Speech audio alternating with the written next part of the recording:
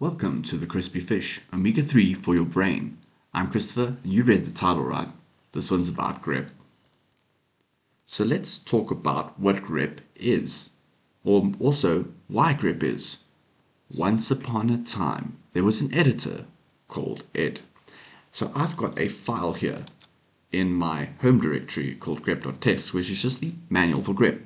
And I'm going to take that and I'm going to put that into Ed. And Ed's going to tell me, has read this many lines in. Where grep came from was there's a very common command in Ed called grep, which is global regular expressions print. And the way this actually goes is look globally through the file, don't return off your first match. Here's the space where you put the regular expression between and print that out to me. And it will return every instance of the word RE. Or if I change that out with 3.11 here at the bottom, we would just get that result. So people really like this functionality in Ed. So now they took that and they made that a separate command. And the way grep works is it gets some options, it gets a pattern, and it does that against a file. So let's talk about the different files or places we can get text from. The most common usage of this is you can use grep to just get text out of a file.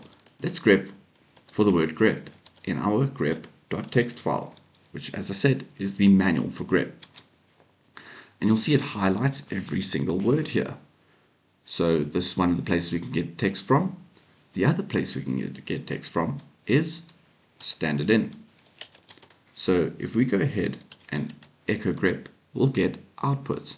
We can take this symbol here and pipe that into another command, and then it goes from becoming standard out to standard in. And we'll go and pipe that into grep. And we'll grep for the word grep from our standard in. And the way we specify that file in the documentation is with this dash symbol. This represents standard in. And you can see the word is highlighted. But you can also go ahead and just leave this out. It'll do the same thing. So now, the one way you can match files is by just using basic patterns. And by that I just mean just words, pretty much. So if we use our example of grepping with the word grep in our grep.txt file, we'll get a whole bunch of matches. And we can change the way this behaves by just adding a few flags. So you don't need to know anything fancy right away. You can just add flags to kind of change what you're matching. So if we add -i, we can do a case-insensitive match for the word grep. And we'll get uppercase versions of the word grep here as well, as you can see here. Another thing we can do is we can go ahead and do a reverse match. So we can tell grep what we want, but we can also tell grep what we don't want. For instance, if I used the flag to do a reverse match, -v, it would say go into this file and give me every single instance of a line that doesn't contain the word grep. And in the manual, that's not going to be a lot of lines. So you can see we actually get a lot less back here that doesn't actually contain the word grep in the grep manual. Makes sense. So another flag you can use is if you're using grep, you might see that you get text that comes out like this. So I'm going to show you with this flag, --color, and I'm going to set that to never.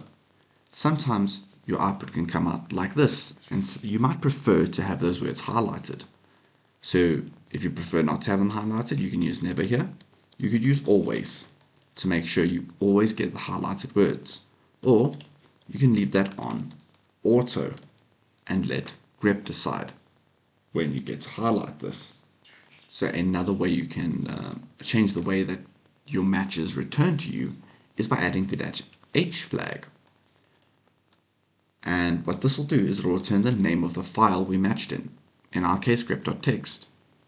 But one thing to remember here is that if you're grepping recursively, for instance, if I grep recursively through my home directory, and you can do this with directories, for the word grep, it will by default give me the names of all the files it's matched. And you can see it's telling me here it's matched grep.txt or my bash rc file. They both contain instances of the word grep. So it returns the file names. And we can add onto this by doing a -n to give us the line numbers of all the matches that we get back. And you can see now it tells us every single line it's matching the word grep on. You can also add on to this.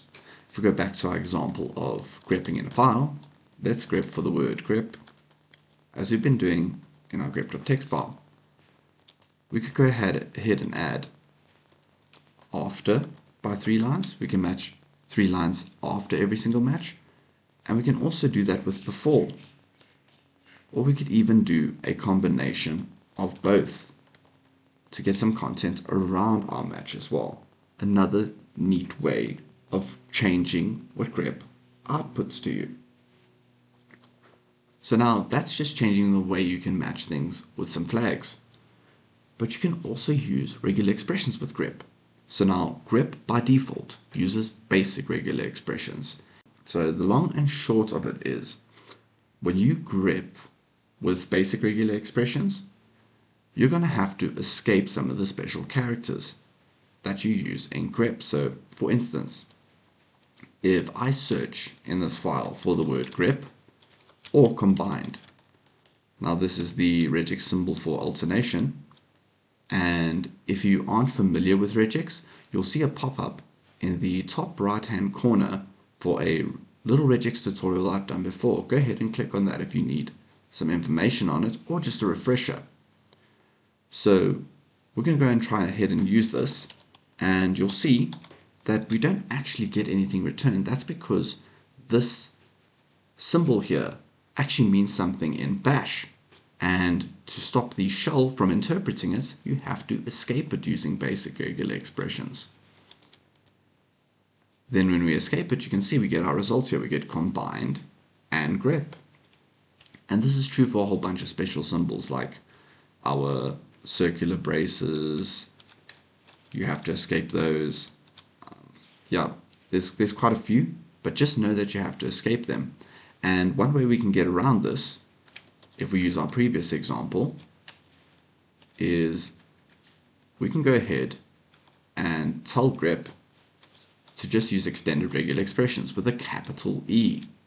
And it'll go ahead and give us the expected behavior because we've explicitly told grep that we are going to be using these as special characters in regex and not in bash. Now, you can even use more advanced features of regex. For instance, you might be wanting to do something like a look ahead. So for instance, let's say we wanted to do a look ahead with our extended regular expressions here. And we said, okay, I want to look for anything, any word before the word combined. And it'll immediately give us an issue. And that's because we need to use capital -P, PCRE2. So Perl compatible regular expressions. And this will give us the expected result. You can see we get the word is before the word combined. Is before the word combined. And that gives us expected results, and you can use more powerful features of regex. Thanks for stopping by. If you found value out of this, show your love in the comments, like, and subscribe. If you need more videos to watch, you'll find them right over here. Take care.